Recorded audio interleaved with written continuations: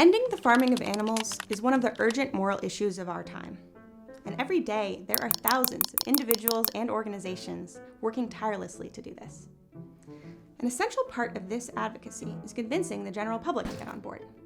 In some ways, it seems like it should be an easy task. The violence that takes place in modern animal agriculture violates principles we all share: kindness, compassion, and protection of the vulnerable. On top of that, farming animals is contributing to devastating climate, ecological, and health crises around the world. Leaving animal agriculture behind for good is a necessary solution to all of these problems. Yet, despite this, animal advocates in the US have been struggling to build momentum, and we've met a great deal of resistance from the public. Our research team at Pax Fauna was determined to figure out why.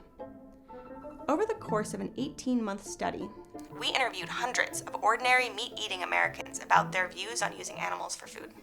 We discovered that the ways animal advocates currently talk about these issues are undermining our support from the public.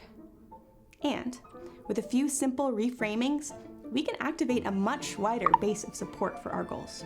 The key is to shift how we engage with the public, speaking to them not as consumers, but as citizens.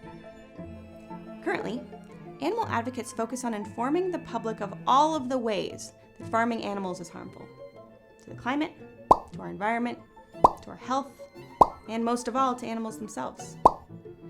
The problem is that when it comes to the suffering of animals, the public is already aware of all of this. Almost everyone we talk to is familiar with the horrors of modern animal farming. Yeah, I know. Most Americans are torn between two contradicting views about eating animals. On one hand, they are deeply uncomfortable with the violence inherent to farming animals. On the other, they are deeply attached to eating meat from animals. This attachment goes beyond just taste and the perception that meat is a healthy, affordable food. It's also rooted in deeper values, cultural traditions, family heritage, and a desire to feel close to nature and our earliest ancestors. But there was one justification that ran even deeper: futility.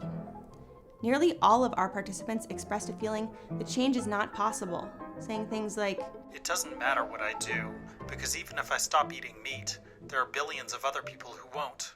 This sense of futility is the biggest reason people ignore the pleas of animal advocates. This futility argument is closely linked to what we call the consumer frame. Framing refers to patterns in how we talk and think about an issue, patterns that draw our attention to certain pieces of information while excluding others. In this case, the consumer frame focuses on our choices as individual consumers, leaving out the enormous role that government policy and corporate profits play in shaping our culture's eating habits.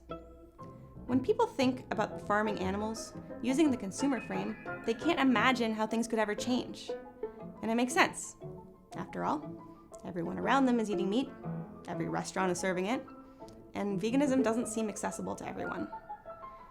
We need a way of reframing the issue, one that takes the emphasis off of individual consumers, and instead focuses on our ability to act collectively, to create change as citizens and voters.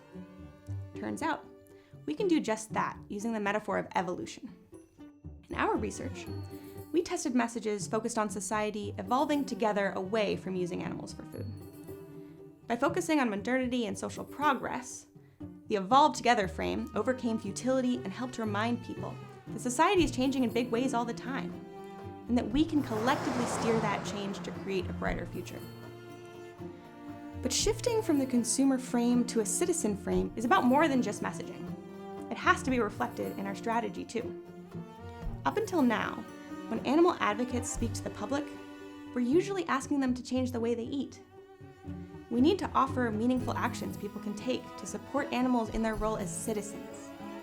And we need to give them more chances to change the way they vote. If animal advocates can shift away from relating to the public as consumers and instead engage with them as citizens, voters, and members of communities, we can bring our movement into the mainstream. We can overcome the futility of individual consumers with a story that we are evolving together to a future society where we no longer kill animals for food. This is an opportunity we can't afford to waste. For a full guide on how to incorporate these discoveries into your advocacy, go to paxfauna.org.